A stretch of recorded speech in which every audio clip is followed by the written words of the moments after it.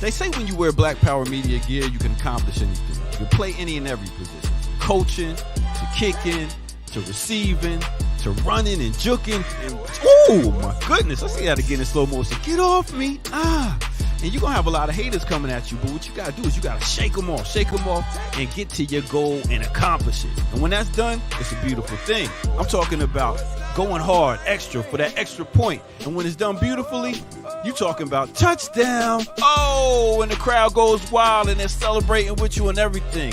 Man, let's see that again. Nice. Black Power Media, baby. That's how we do it. Now go to blackpowermedia.org and get you some of that gear. Empower yourself today.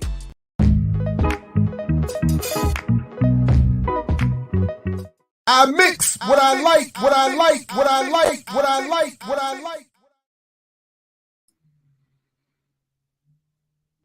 Hey, all right. What's up, world? Welcome to another edition of I Mix What I Like live right here on BPM. Again, I'm Jared Ball. Happy to be your host. Coming to you live and direct from a little bit of these noisy tree-lined streets. So I apologize if any of that is bleeding through into the mic. Welcome to any of those who are able to make it here live. Welcome. And those who will see and hear this later, welcome to you as well.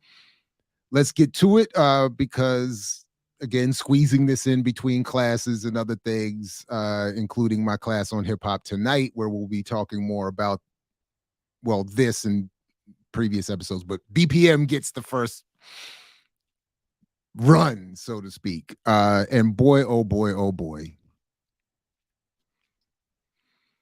Again, just quickly, my overall thesis thesis at the moment is that we are at a time in human history where, unlike any moment before, I think, all of the issues facing the world, all of the problems confronting humanity are on the table for discussion in ways we've never seen.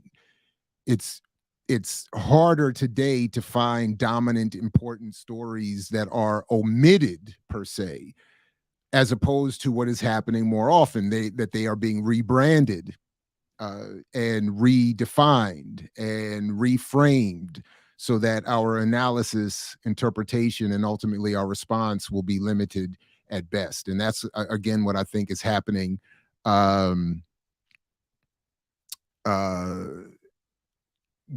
this PBS series, and certainly with the PBS series and many others that I and we look at here at this platform. So again, linked in the show description is my relatively short essay on see Dolores Tucker and the problem with hip hop's narrative, which, again, winning the bet I predicted at the beginning comes into play in this third episode.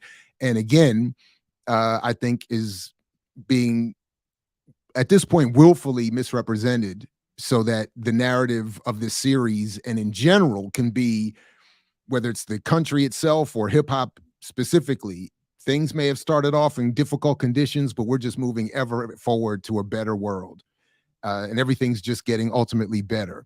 And again, only when you start with the worst conditions of human existence, or the worst conditions facing humanity, can what we have going on today be seen as progress. And I don't think you are to be given credit for creating those conditions and then adjusting them to the point where they may appear to be better, may in fact be better, but the exploitation continues. The redistribution is still incomplete, the exploitation ever increasing, and the suffering as well. So, okay, that said, part 3, titled Culture Wars. And again, I keep noticing, anyway, where we get the same basic, again, the story is hip hop started in the Bronx in New York, and then it moved out west. And after a brief moment of flowering in the sun, we went straight into gangsterism.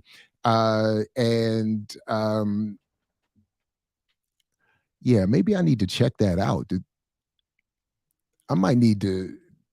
They're doing some heavy landscaping at the neighbors, and I'm starting to worry if it's bleeding over, pun intended, into our. Anyway, I might have to. Do I need to interrupt my live? Anyway. So that's where we get with this. We get again reference to the rise of NWA, the rise of misogyny in hip hop, and but no discussion in this or any of the other episodes, as sort of what I was trying to mention on the remix this morning. There's no suggestion that there is a music industry, that there are corporations involved, that there is anything more nefarious at play. For instance, there's obviously no context of colonial struggle. There's no context of COINTELPRO. There's no context of the relationship between propaganda, pop culture, so-called entertainment, art, etc., to shaping public opinion. None of that is, of course, all of the is ignored, because the narrative is hip hop has helped improve the world.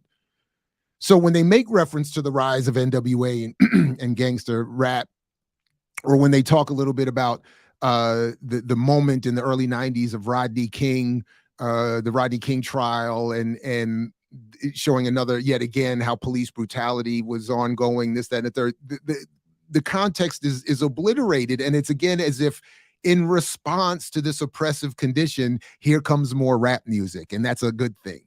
I made a note here to again look, if mainstream media is ever to be used for the history around Rodney King in LA in the early 90s, again, that ESPN, was it ESPN? The OJ Made in America series is the best I've ever seen.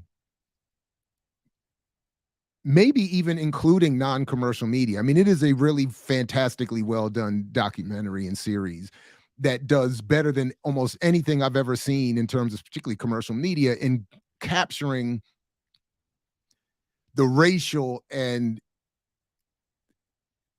capitalist machinations behind what would emerge in LA. I mean, they really did a good job. So I'm going to even encourage my students to look at that again, at least that I think it's one of the, maybe episode 2 in that series that deals with that specifically, because that's a much better context formation.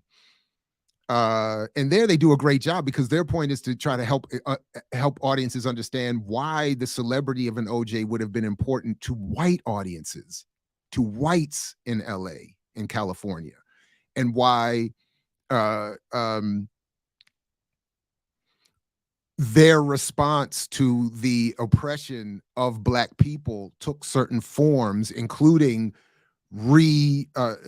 shaping a media landscape to include more Black faces in high places. This series on hip hop, which should center that kind of story, doesn't do any of that. Then, of course, they bring in, just as I said in my essay on C. Dolores Tucker, they bring in Dan Charnas, one of the historians I was critical of, who said in his book that hip hop is an American success story. And yet he's here to be one of the talking heads on this PBS series, to tell us about Ice-T and how his involvement with the rock group Bounty Killer, and doing the song Cop Killer was, tapping into fears of whites and this, that, and the third.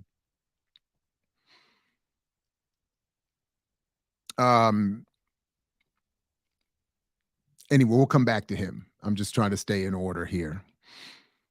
Then they show us again in those early 90s moments the rise of Bill Clinton and his appearance on Arsenio. And for those of us who will remember that moment, him showing up and playing saxophone on Arsenio and answering and saying, that something like he didn't inhale or whatever the hell else he was saying, that made him acceptable to Black audiences. They didn't mention in this PBS series how Toni Morrison dubbed him the first Black president and what impact that had, never mind whatever she might have meant by that, the impact that had on Clinton. They didn't mention any of that, and they didn't really mention it in a critical way, sort of.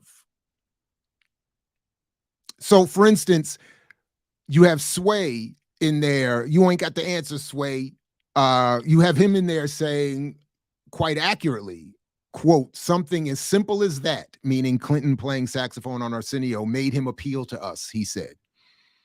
But this is left uncritical. Left uncritically stated. Why would that have happened?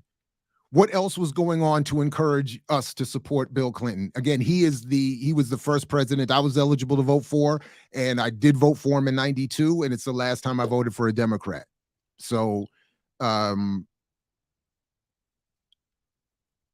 that argument or narrative isn't included because, again, they're paving the way for hip hop brought us Obama, and Obama's off the Clinton tree, so therefore. And then they do, now to their credit, now they don't interview her, Sister Soldier. I thought it would have been great time to interview her and ask her, she's still here, like what did you think about that moment where Bill Clinton threw you under the bus so that he could reposition himself as somebody who would be tough on crime and tough on Black people, even as he was being presented as the liberal Democrat to get him those white votes. They don't talk about the Democratic Leadership Council that was formed after Reagan to produce the corporatists in the Democratic Party like Bill Clinton, to drag the party ever more to the right. They don't talk about that in this series. So there's so much of this context is left out, leaving, again, the room for this uncriticized narrative of hip hop bringing us into an ever improved future to go left unchecked.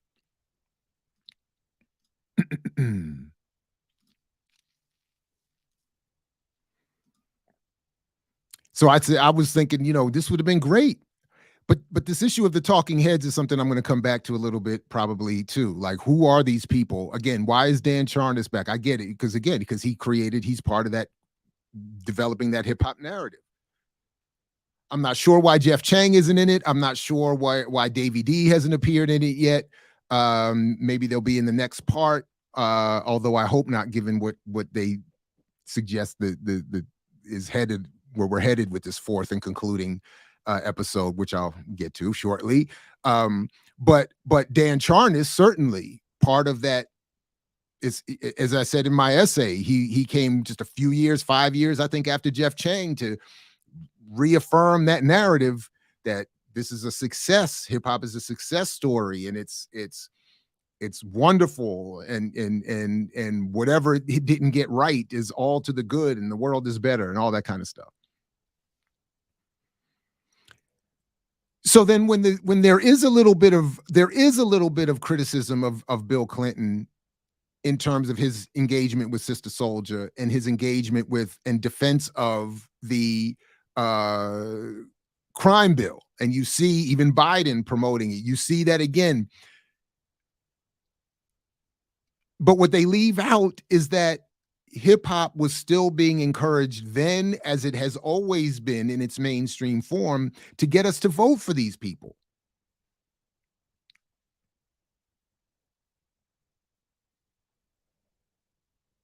So I wrote a note here. I said, critical of Clinton, but you all defended this. There has, and this is why I was even asking, I'm like, where is are they even going to mention it, the 2004 hip hop political convention? I mean, there's none of this, as if there's none of the arguments within the hip hop community about what politics should be supported, what direction should we go in, what power do we actually have? This hip hop nation that I used to hear about all the time, that I kept describing as a colonized nation, where are none of this is in there. And meanwhile, the mainstream form has always been used to encourage us, if not to overtly vote specifically for Clinton or later Obama or anyone else, to just broadly vote or die, rock the vote, as they used to say on MTV back in the day. So there was never some organized hip hop response to say, let's not do this, let's move leftward. There wasn't, and certainly, if to the extent any of that did exist, is not mentioned in this documentary. So it's again left with that slick little, we'll show you there's some criticism of Bill Clinton. We know he did the crime bill, and that was brought up even again more recently. We can't omit that entirely, but we're not going to frame it in such a way that would allow for that critique to be updated. So it's again that same William Styron, Nat Turner thing. We can praise Nat Turner for killing slave masters back in the day, but don't you in the 60s and 70s think that that's something for you to adopt? So in other words, yeah, we were critical of Bill Clinton back in the day, but don't you think of being that form, having that level of criticism for the next Democratic candidate we want you to vote for? Don't, in other words, leave that critique back then, because today it's different. Well, I think that's another narrative problem. So again, no discussion of industry or political shift or colonization of the art. They bring in the white, what's his name, Soren Baker, the white Source magazine writer. And again, there's no discussion even of, where's the discussion of the relationship of the Source magazine, this incredibly important journalistic outlet for the history of hip hop, and it's white Harvard origins. It's white editorial ownership origins and persistence. Like, I know it has, I know I'm not remembering everything, and I know I'm omitting something here, but I mean, in other words, I know there's been some criticism of that, but as I was writing about in that essay, a lot of that defense of hip hop that allowed for it to become a problem, you know, to become turned into a problem against us, was supported in the pages of the Source. Again, we were supposed to see the Source as the source.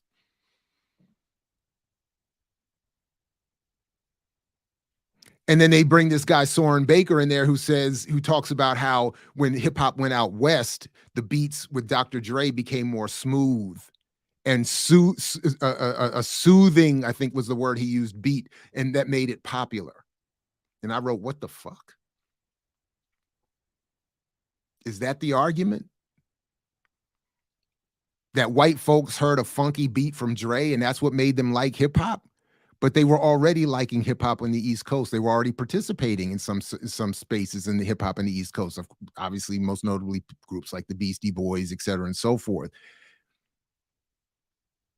When Public Enemy came back from that initial tour with the Beastie Boys that brought them fame around the entire world, including white audiences, what is this nonsense about that it needed to go out west? Again, it moved out west as much of a part of a corporate expansion and market capture than anything authentically germinating from the ground up. And it wasn't like black youth in LA determined that their version of gangster rap would become the dominant force. It wasn't their decision to do that. And it wasn't the white audiences who bought it who decided to do that. It was the intervening corporate structure that plucked it, promoted it, and distributed it in such a way that it had no choice but to blow up in one form or another. And if anything, it was, as many of us used to point out, Gin and Juice came out on a record label previously owned by Seagram's Gin. So this idea of this natural emergence, absent the ability of a gatekeeping corporate structure to promote what it wants, is fantasy. This is always part of the more difficult part of my own efforts in the classroom or elsewhere to introduce people to work or information or frames or ways of understanding that recognize that so much of what we like and want is an imposition.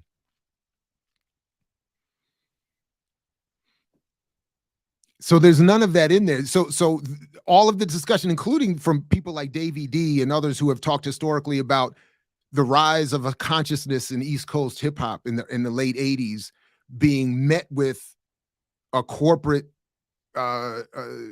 adjustment that sought to promote the opposite. So as brothers and sisters in the East were taking off the gold and putting on the Africa medallions and doing all of that, and you saw, rest in peace to Dave from De La, I forgot which video it was, but there's a De La video where you see them snatching the gold chain off and putting the Africa medallion. Like, I think it has to be understood as part of a response to that the emergence of gangster hip hop and gangster rap and all this stuff was encouraged.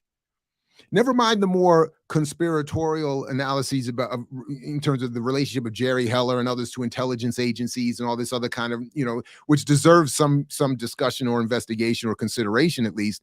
But even just the more mainstream critical analysis of the role of the corporate world. And then what is a corporation? Allowing elite white rulers to operate legally and anonymously and with protection for their personal assets. It's organized colonialism. It's just anyway. So none of that is considered. None of that is considered. So hip hop becomes pop culture is like the theme of this episode. They call it the culture wars because that's where they introduce us to the whole Dolores Tucker and the old guard wanting to suppress an anti-woman, black violence, self-directed form of art, who are depicted as just retrograde and anachronistic and to be moved beyond. It's not described as a culture war in terms of, again, colonial dominance, public opinion, propaganda, or even crass capitalism. It's not even defined in that way, and it's left with this idea that Black youth and artists were somehow this organized, powerful response or defense against all of that.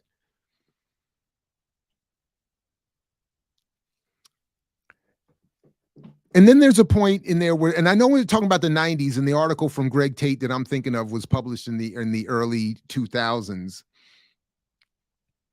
But they talk about this thing of this idea that hip hop wanted, that audiences and rappers wanted to produce the reality, to tell the story of the streets. And I remember, Chuck D's famous hip hop is our rap is our CNN. But as I was even asking back then, but CNN is the enemy. So I've always reinterpreted what Chuck D was saying to say that, yeah, hip hop has become our CNN. It has become the imperialist voice, rebranding, reshaping, offering us a colonial lens through which to view ourselves in the world. That's what CNN does. And that's what hip hop has become and was from early on. So this idea that it was offering an authentic view into Black life was partially true, partially played upon by white audiences who want those stories and only want those stories and only want them in terms of non-revolutionary depictions.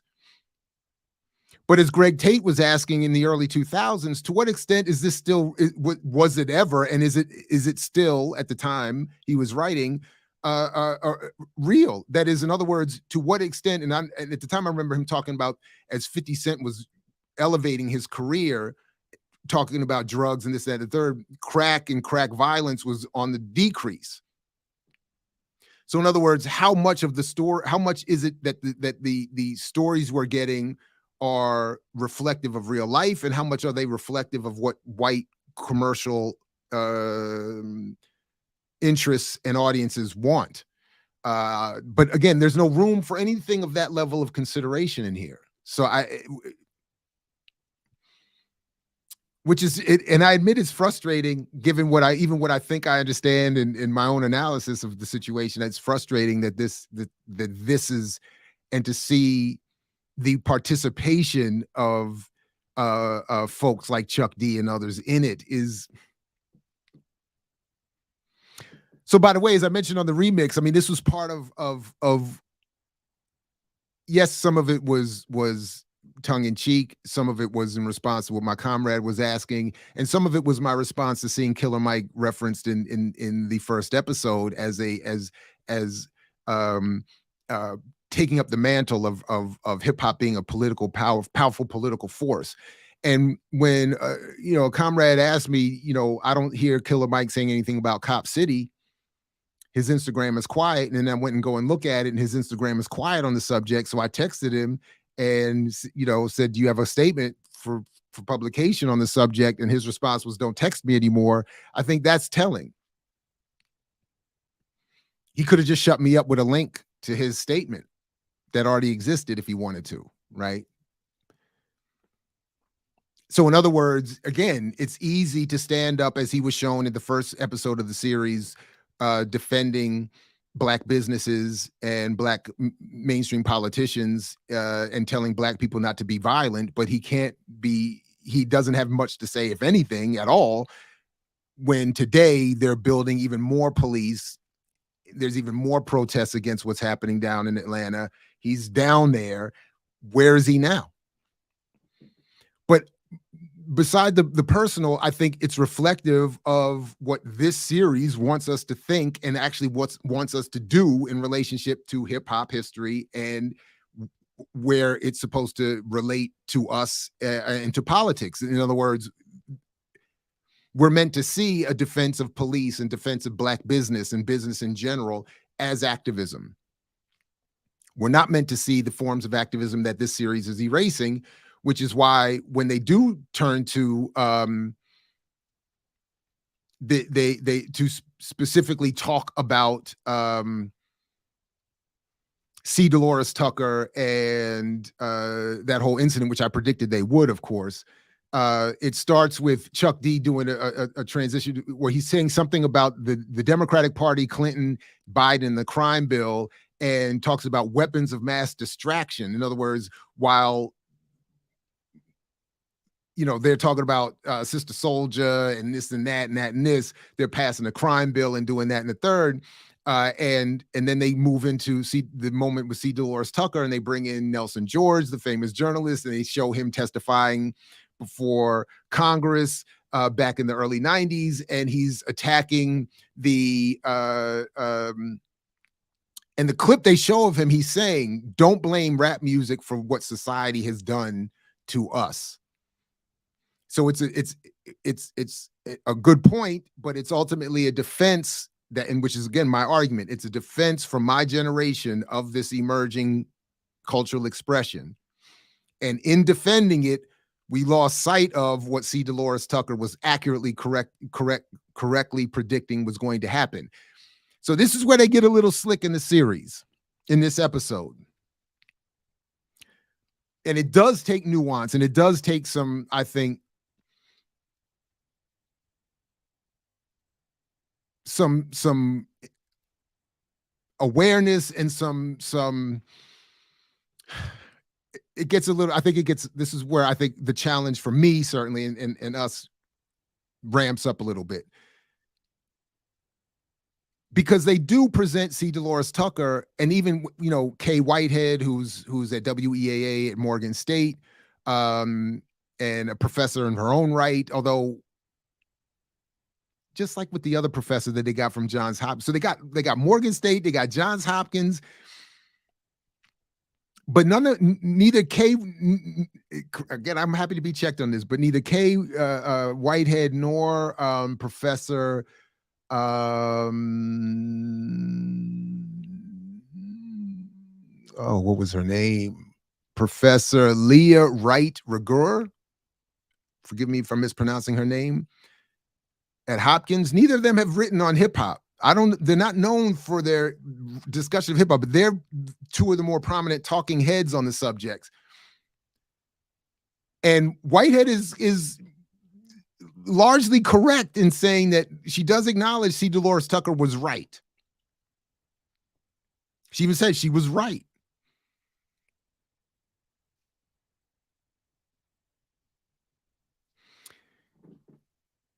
But only C. Dolores Tucker is described as being right, but not in a way that would allow for people to recognize what has happened, the impact of her accuracy. In other words, it's one thing to say C. Dolores Tucker was right that corporations were going to negatively impact our cultural expression, but they don't follow that to its logical conclusion to say that, look at what happened, that radical art was removed. They don't mention any of the radical art that corporations suppressed. They don't mention any of the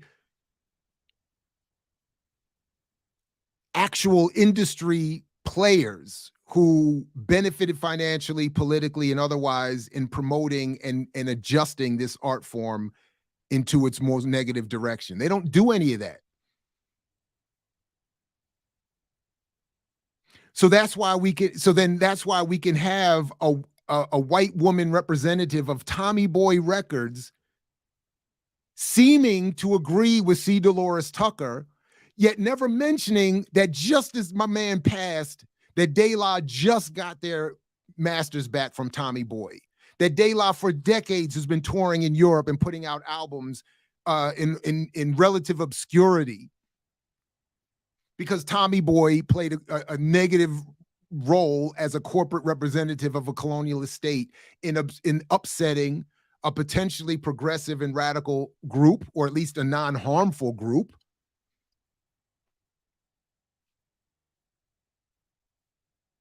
So then when Nelson George is shown testifying, and I don't know if the full extent of his comments, but what we see in the series is just that don't blame rap music for what society has done to Black people. All well and good, but then there's no conversation around what you were testifying against, which is what C. Dolores Tucker at the time was trying to alert us to, that corporations are going to destroy the art and turn it into something that is weaponized against our youth. And she specifically said, which is what Jeff Chang omitted in his work, what Charnas omits in his work, and everyone else omits in their work, is that she accurately predicted that the negative promotion of Black imagery and content would be used politically to warehouse Black youth in prisons, to assault Black youth by the police. She said all of that stuff, and nobody addressed. None of that accuracy is depicted in even when they say she was right.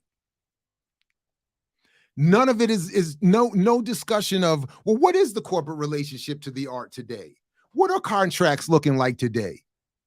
If you're going to have white folks in there as spokespeople, where's what's old girl's name? Wendy, what's her name? Who was helping artists get their contracts straight all these years and helping them avoid being ripped off in their what's her name? Everybody liked her. I forgot her name. Somebody in the chat will know. She's not in there. You get a Tommy Boy rep. I was like, are you serious? Meanwhile, and I even reached out to, I was like, I was so irritated. They literally cut to Rosa Clemente for one line in this episode.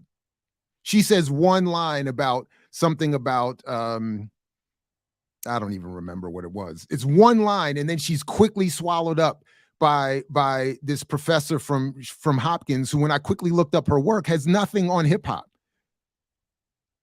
Doesn't seem to have published much at all, to be honest, given what's on her public page.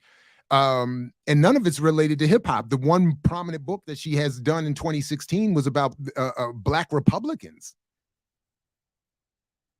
Now, I don't know what she's saying in the book, so she may be taking some, but my point is I don't recognize her as having, where are all the hip hop scholars who produced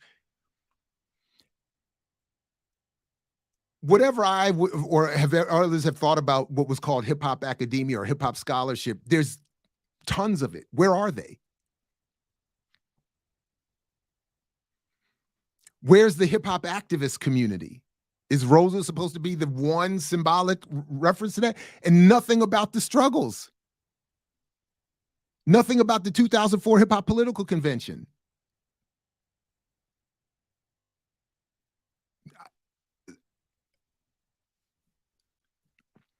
They've totally erased my generation, not in terms of the hip hop that the generation produced, but in terms of the responses.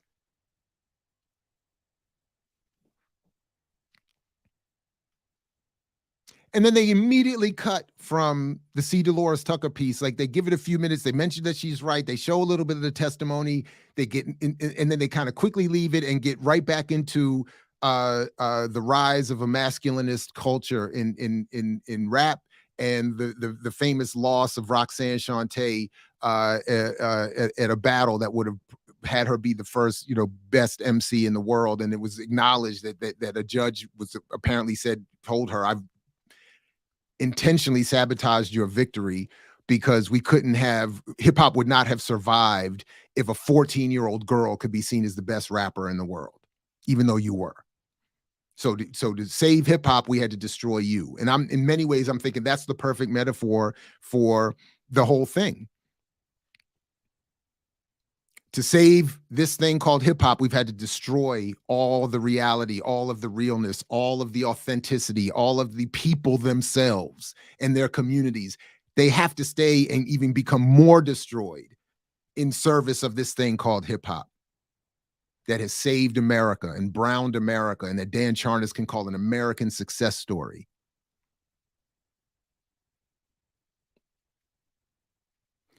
They even go so far, they come back after they talk about the destruction of Roxanne Shante to talk about Ladies First and Queen Latifah and what she did coming in with her African clothing and the fists up and the Ladies First. And they never make the point that I have been making in my classes for years.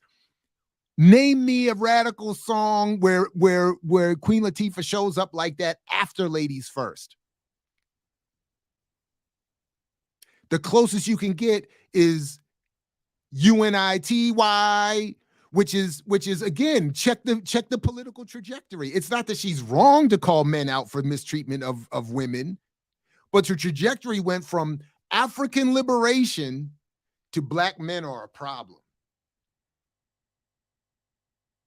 to now she's doing L'Oreal and jazz and playing cop adjacent characters and what has her impact been? And then they even say that she paved the way for women in hip hop. What women? Today's hip hop commentators are even talking about how Nicki Minaj emerged in an era where she was the only one. And then the women that they talk about are her and Megan Thee Stallion and what's the other name? All the WAPs and the. None of those women are doing what they said was so dope about Queen Latifah at the beginning.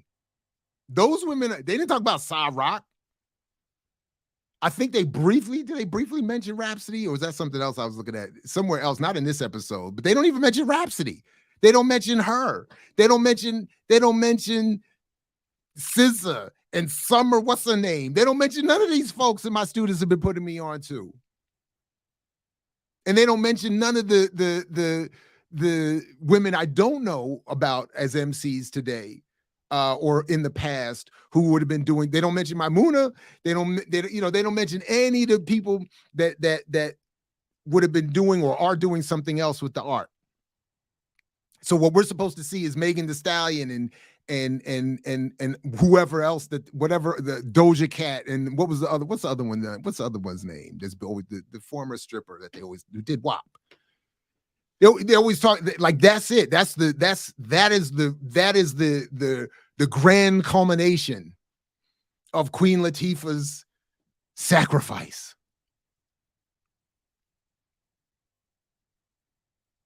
And that she won the first Grammy for a solo rap performance. Yay. Anyway, so I'll wrap here by asking, as I wrote in my notes, like, where is Davey D in this? Even with our disagreements over C. Dolores Tucker, which you should go check, we had that little, whatever our disagreements are, he certainly does. I mean, he is my generation's preeminent hip hop historian. Why is he not even in this joint? And now I hope he's not, because the next episode, the final episode, is titled Episode 4, Still Fighting. And it's described as the evolution of hip hop, following the evolution of hip hop as its artists turn into multimillionaires and successful entrepreneurs. As a cultural phenomenon, hip hop continues to change history and is adopted as the voice of protest around the world. Yo, shout out to us. Because we all we got. Because this stuff is madness. Anyway, so that's it. That's my quick assessment of this madness. Yeah,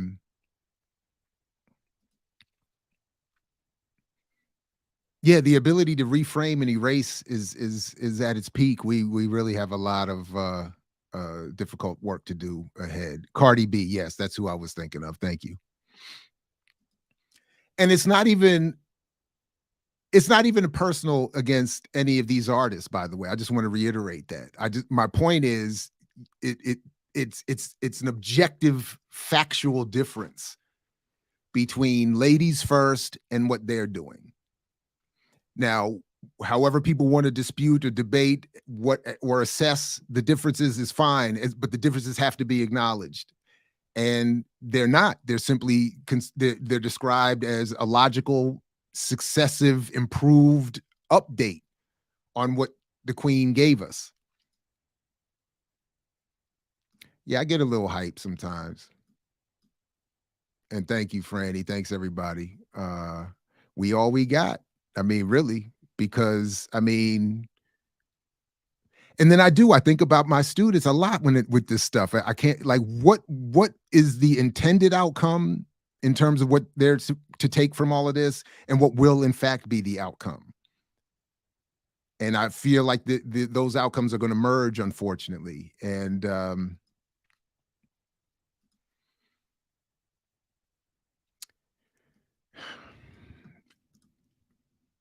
I hear you, but obviously that takes and a lot of time that we don't have, you know, and then it's still a question of to what extent would that product be able to compete in the marketplace of ideas with this PBS documentary? That's sort of the point. I mean, we could produce, you know, look at this wonderful analysis I'm offering to the world. To what extent is it going to, you know, like what extent is it going to hold, you know? But ultimately, I do this work similarly to the way I used to think about those mixtapes I once upon a time used to participate in making. That the goal is not to reach a mass audience. It's the Glenn Ford approach that I'll just dub it that. It's not to compete with the mass audience that they're going to get. It's to target a specific group that will actually build on these ideas and do something. And that's who that documentary would be for. So I get you. That's how I would think. You never know. Anyway, all right, good people. I'll continue to check the comments, so make sure you put it in the comments, and we'll keep building. I'm off to the next thing here. Thank you all very much again for your support of the channel, this show, the channel, all the other shows, all of that stuff. Please continue to do so. Thank you very much. Yeah, and I'll catch you. I don't know exactly when I'll be back. Friday morning with Earn Your Liberation, remix morning shows tomorrow morning. Just make sure you've liked, subscribed, and have that bell selected, because you never know when any of us are going to pop up and do what we're doing. And a lot of stuff is coming that I even have a hard time keeping up with. So thank you once again. Peace, like Fred Hampton used to say, only if you're willing to fight for it. Catch you next time here at I Mix What I Like. I mix what I like, what I like, what I like, what I like, what I like.